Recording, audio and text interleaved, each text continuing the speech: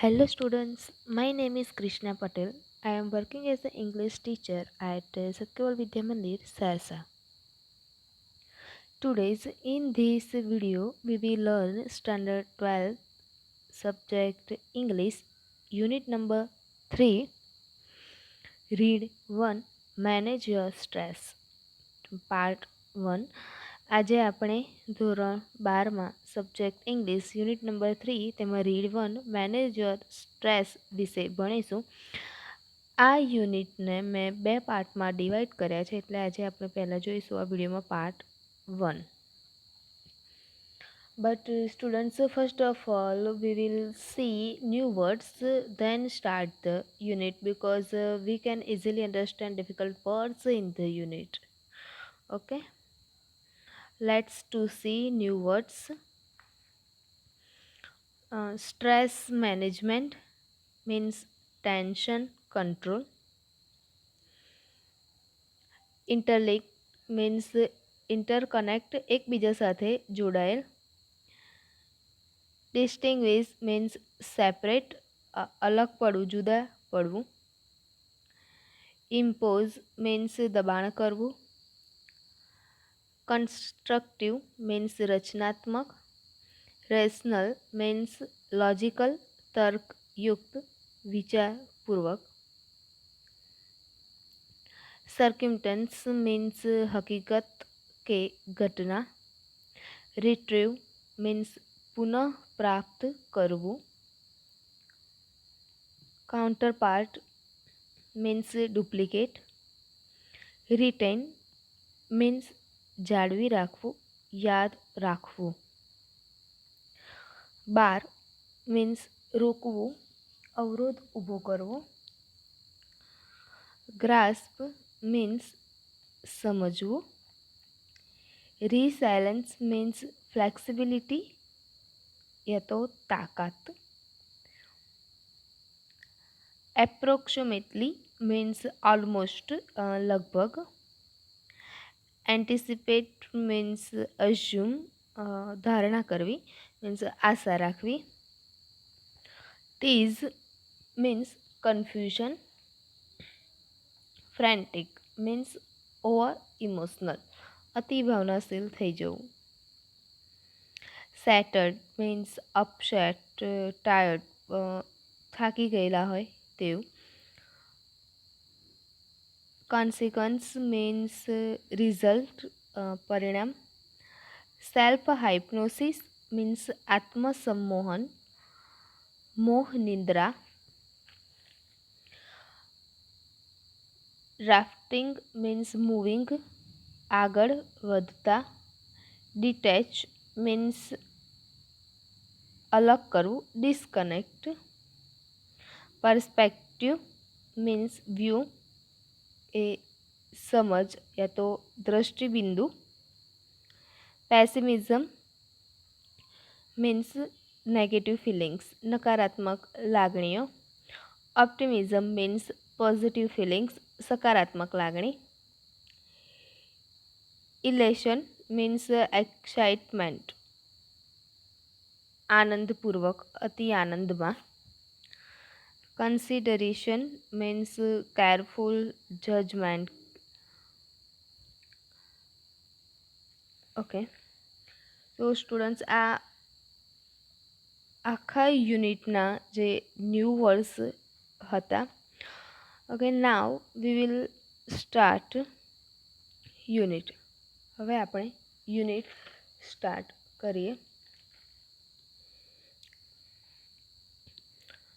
Mind, emotions and body are all closely interlinked and always work together. Students, અહીંયા જ તમને પેરેગ્રાફમાંથી એક એવો ક્વેશ્ચન પૂછી શકે કે હું વર્ક ટુગેધર કોણ સાથે કામ કરે છે? તો mind, emotions and body. Okay, કે છે કે આ ત્રણેય જે છે એકસાથે જોડાયેલા છે અને એકસાથે કામ કરે છે. લાઈક જો તમને પગમાં કાંટો વાગ્યો હોય કે અચાનક તમને ઠોકર વાગી હોય તો વિધિન સેકન્ડમાં તમારા માઇન્ડને ખબર પડી જશે. અને તમારા ઇમોશન્સ બહાર નીકળી જશે. એકદમ કાંટો વાગ્યો, એક ઠોકર વાગ્યું હોય તો આપણા મોંમાંથી નીકળી જાય કે ઓ માં, કે કંઈ પણ તમે બોલતા હોય કે એવી રીતના ઇમોશન્સ તમારા બહાર નીકળી જશે. રાઈટ? કે કોઈ વાર એવું થાય છે કે હાથમાં કે પગમાં કંઈ પણ વાગ્યું હોય ને બહુ જ લોહી નીકળતું હોય અને તમારા માઇન્ડને ખબર જ ના પડે, તમારા બોડી કહે જ નહીં કે જા હું માઇન્ડને નહીં કહું. એવું થયું છે? નહીં થતું. વિધિન સેકન્ડમાં તમારા માઇન્ડને ખબર પડી જશે કે મને આ જગ્યાએ ક્યાંક વાગ્યું છે એમ. રાઈટ? એટલે કહ્યું કે mind, emotions and body are all closely interlinked and always work together. કંઈ એ અલગ અલગ કામ નહીં કરતા. તમારા બોડીને કંઈક થાય તો તમારા માઇન્ડને તરત જ ખબર પડી જાય અને તરત એવા તમારા ઇમોશન્સ, તમારી લાગણી જે છે એ બહાર નીકળી જશે. એટલે આ જે ત્રણેય છે એકસાથે જોડાયેલા છે. ઇટ હેલ્પ્સ યુ ડિસ્ટિંગ્વિશ, એટલે કે ઓળખવું. ડિસ્ટિંગ્વિશ મીન્સ ઓળખવું. ધેમ મોર ક્લિયરલી. આ ત્રણેયને જો તમારે એકદમ સિમ્પલ રીતના, કંઈ સરળ, એક સીધી રીતના જો ઓળખવા હોય તો if you try to understand them separately, તો તમારે શું કરવાનું કે ત્રણેયને અલગ અલગ રીતે સમજવા પડે. માઇન્ડને અલગ, ઇમોશન્સને અલગ, બોડીને અલગ. તો તમને વધારે ક્લિયરલી તેના વિશે ઓળખી શકાય. યોર મેન્ટલ કેપેસિટી ઇઝ, હવે તમને અહીંયા એક પાછું ફરી એવો ક્વેશ્ચન પૂછે કે વોટ આર યોર મેન્ટલ કેપેસિટીઝ. તો તમારે મેન્ટલ કેપેસિટી જે છે એ જ તમારી એબિલિટી છે. એબિલિટી મીન્સ ક્ષમતા. તમારી ક્ષમતા કેટલી છે એના ઉપર ડિપેન્ડ કરે, એ રીતે તમે કામ કરી શકાય. રાઈટ? હવે તમારી કામ કરવાની તાકાત, તમારી બોડી જો છે એ 2 કલાકની હોય કે આજે તમારાથી ખાલી 2 કલાક કામ થશે, એનાથી વધારે નહીં થાય, અને એ દિવસે તમને 6 કલાકનું કામ સોંપી દે તો શું થાય? સ્ટ્રેસ વધી જશે, ટેન્શન આવી જશે, થાકી જશો, તબિયત પર પહેલી અસર થશે. રાઈટ? એટલે હવે તમારી એબિલિટી જે છે એ કેપેસિટી છે એ શેના માટેની હોય છે? તો આગળ લખ્યું કે ટુ કોન્સન્ટ્રેટ. તમારે કોઈ પણ વસ્તુ ઉપર ધ્યાન કેન્દ્રિત કરવું હોય તો. To take in new information. નવી માહિતી મગજમાં લાવવા માટે. To remember old and new information. નવી કે જૂની માહિતીને તમારે યાદ રાખવી હોય. And to be in a position to think logically. તમારે એવી પોઝિશન પર પહોંચવું છે કે તમે લોજિકલી વિચારી શકો, તાર્કિક રીતના વિચારી શકો. તો આ તમારી મેન્ટલ કેપેસિટી જે છે એ જ તમારી એબિલિટી છે, અને તે કોન્સન્ટ્રેટ એટલે કે ધ્યાન કેન્દ્રિત કરવાથી લઈને થિંક લોજિકલી, તાર્કિક રીતે વિચારવાની બધી જ એબિલિટી આપે છે. આ એબિલિટી, આ જ ક્ષમતા છે એ તમારે વધારી પણ શકો અને તેને ઘટાડી પણ શકો. એ તમારા ઉપર ડિપેન્ડ કરે, બરાબર? પણ આપણે ઘટાડવાના પ્રયત્નો કરવાના નહીં, એને વધારવાના પ્રયત્નો કરવાના, કે એટલું બધું ટેન્શન લઈને ફરવાનું નહીં. You need your mental capacity. તમારે તમારી જે મેન્ટલ કેપેસિટી, માનસિક ક્ષમતાની જરૂર જે છે એ શેના માટે પડે? તો અહીંયા લખ્યું છે કે ટુ સ્ટડી, ભણવા માટે. રાઈટ? ભણવા માટે મેન્ટલ કેપેસિટી જોઈએ. રાઈટ? કંઈક ઢગલો તમે ટેન્શન લઈને બેસી રહ્યા હો તો તમે ભણી શકો નહીં. ગમે તેવા સારા ટૉપિક વિશે તમને ભણાવતા હોય તો પણ તમે ભણી શકો નહીં, કેમ કે તમને મગજમાં એક ટેન્શન, કોઈ વિશે ટેન્શન આવી ગયું તો તમે ફરી ક્લાસરૂમમાં હો કે ઘરે બેઠા હો તો તમે ભણી શકો નહીં. પછી કહે છે ટુ વર્ક, કોઈ પણ કામ કરવા માટે મેન્ટલ કેપેસિટી જોઈએ. રાઈટ? ટુ ઇમ્પોઝ અ કન્સ્ટ્રક્ટિવ, કંઈક સર્જનાત્મક. કન્સ્ટ્રક્ટિવ મીન્સ સર્જનાત્મક, કંઈક સર્જનાત્મક કામ કરવું છે.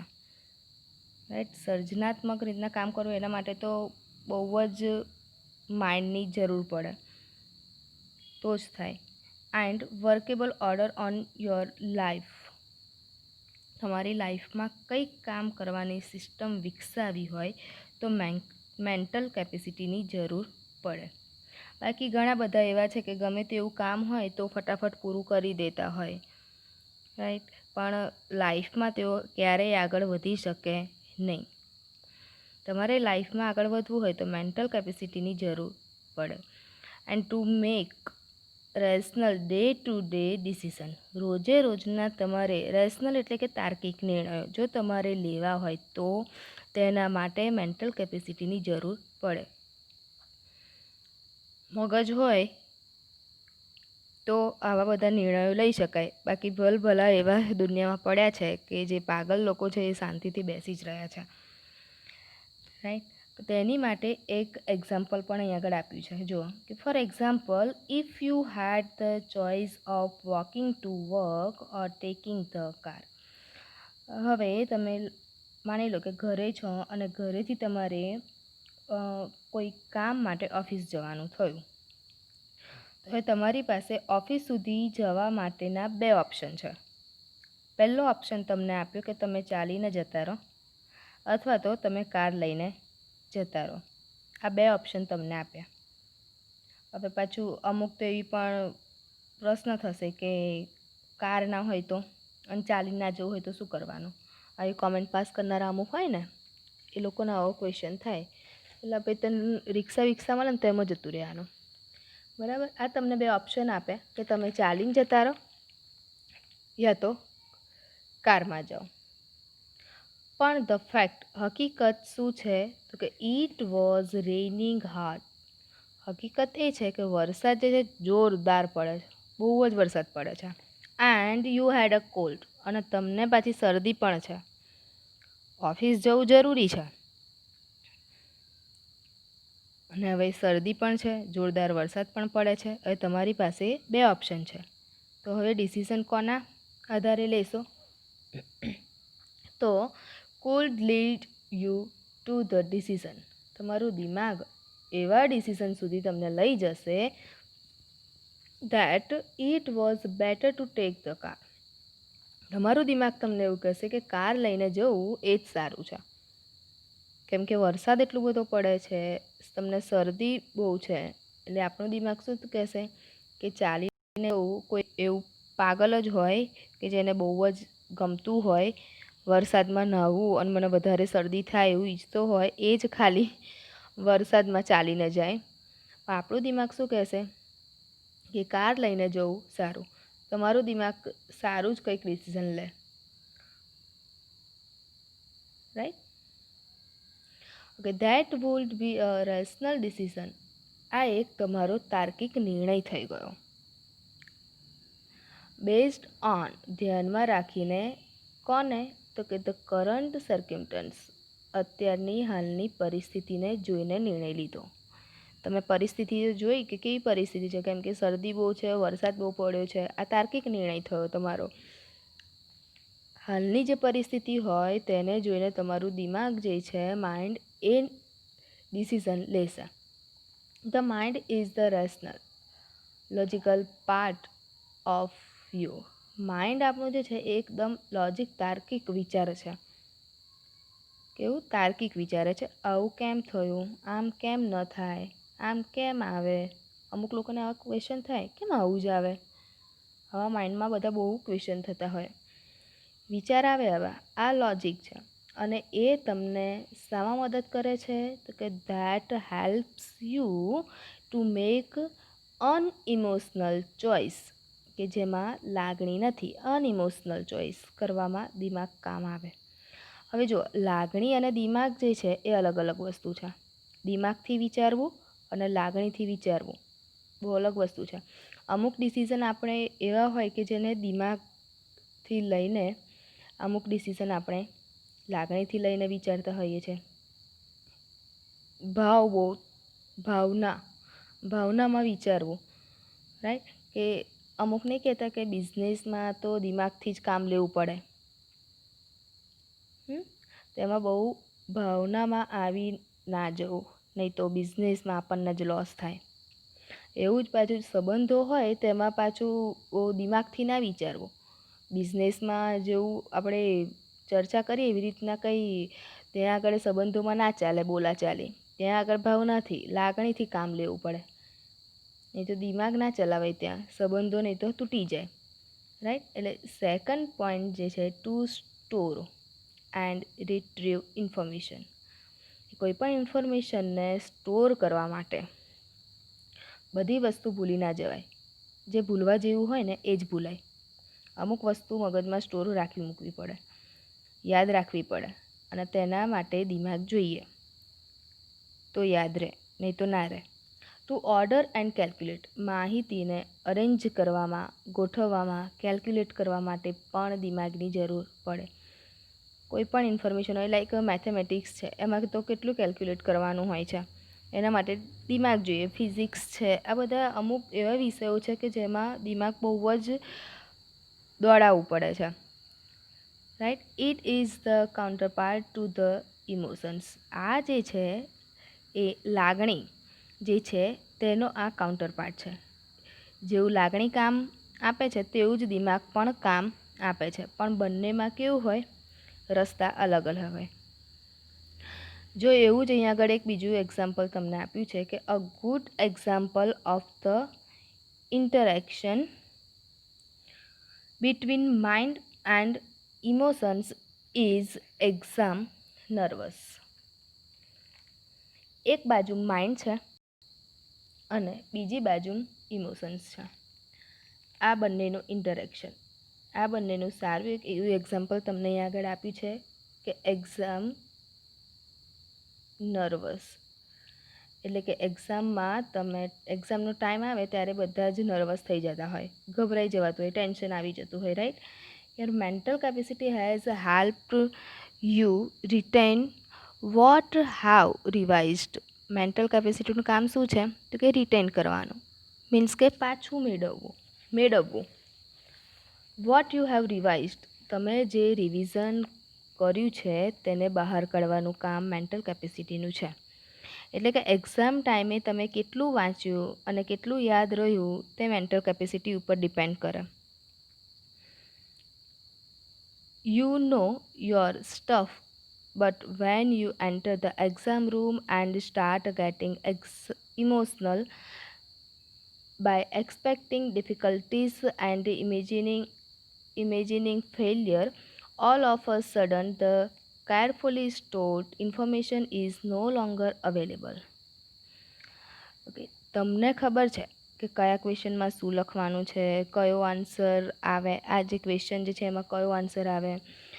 ઇનફેક્ટ એક્ઝામ પહેલાં બધું જ તમને ખબર હોય. એકબીજા જોડે પછી બેનપણીઓ હોય, ભાઈબંધો હોય તો એકબીજા જોડે મળે લેશે, એટલે હું આટલું બોલું, ચાલ તું મળે લે, તો આ ક્વેશ્ચનનો આન્સર તું મળે લે, એવું પણ લેતા હશો.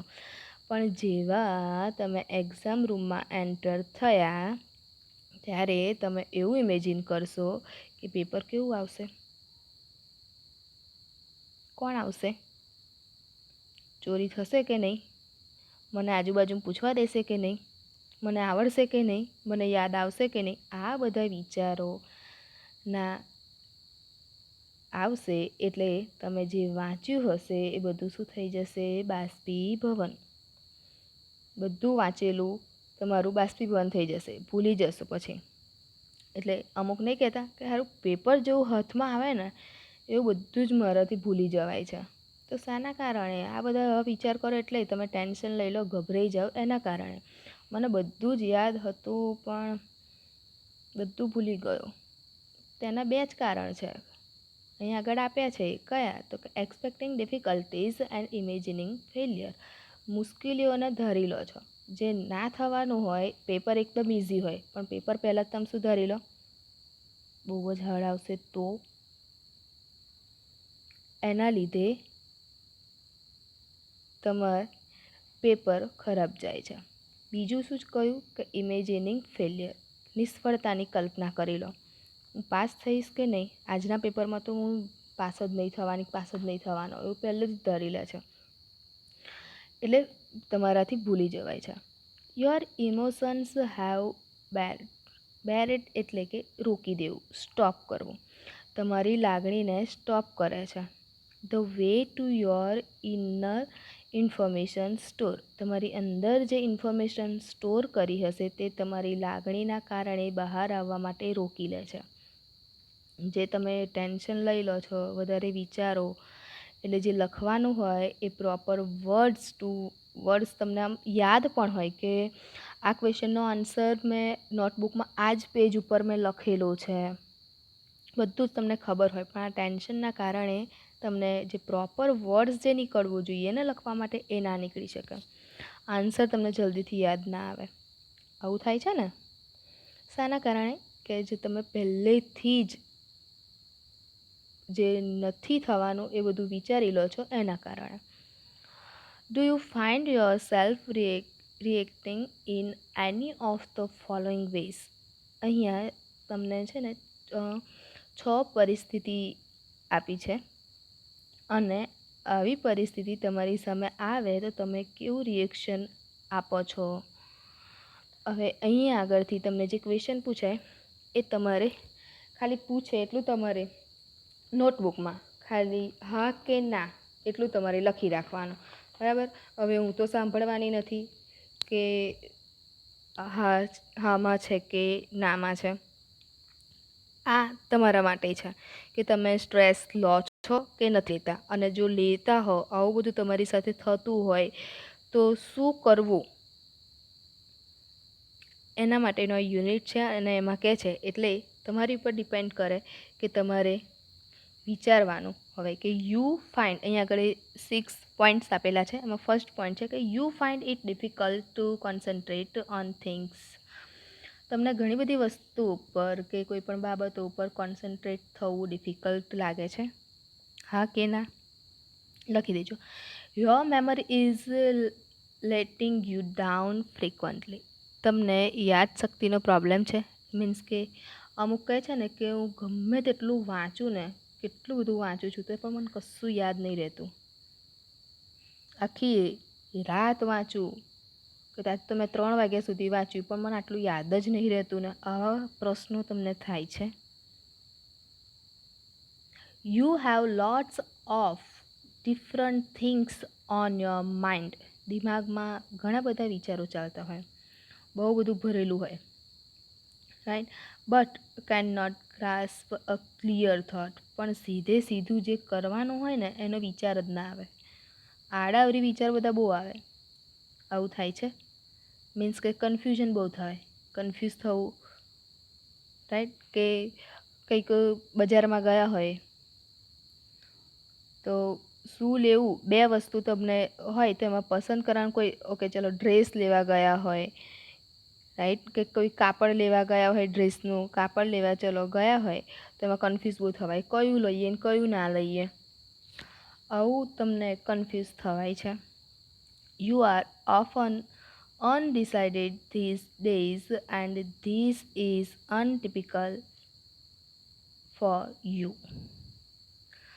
આજકાલ તમારી પરિસ્થિતિ એવી છે કે જે તમે નક્કી નથી કરી શકતા, અને આ તમારા માટે સામાન્ય વાત નથી. અમુક સાથે એવું થતું હોય ને કે કોઈ વાર કોઈ ડિસિઝન જ ના લઈ શકતા હોય, થાય છે એવું કે જલ્દી ડિસિઝન લઈ શકાય નહીં. પહેલાં લઈ શકતા હતા પણ ખબર નહીં હવે તો લેવાતું જ નહીં, જલ્દી ડિસિઝન નહીં લઈ શકાતું, 3-4 જણને પૂછવું પડે અને તોય કન્ફ્યુઝ થઈએ કે સાચી વાત કે ખોટી વાત. આવું થાય છે, હા કે ના? You make longer to do tasks that you were able to complete quite quickly before. જે કામ તમે ફટાફટ પૂરું કરી શકતા હોય એને, અને તે જ કામની અંદર વધારે હવે સમય લાગે છે.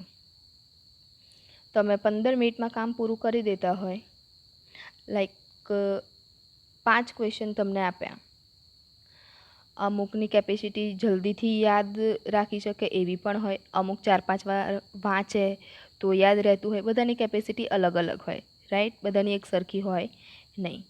પણ પહેલાં જે કામ, કોઈ પણ કામ હોય તમે 15 મિનિટમાં પૂરું કરતા હતા, પણ હવે તે જ કામમાં તમને 1-2 કલાક જેટલો સમય હવે લાગે છે, એ જલ્દીથી હવે યાદ રહેતું નથી.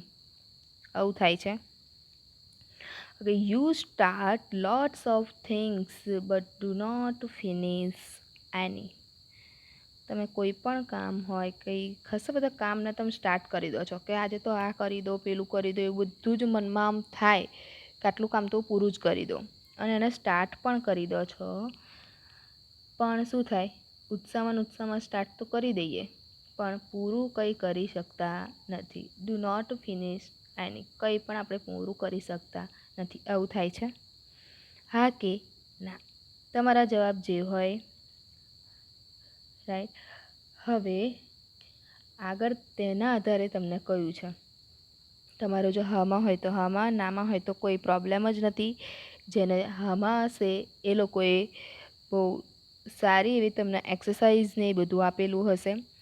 ધ્યાનથી જોજો કે ઇફ યસ, જો જવાબ તમારો હામાં હોય, નાવાળાને તો ટેન્શન જ નથી, બધા બ્રિલિયન્ટ હશે તો પછી તો.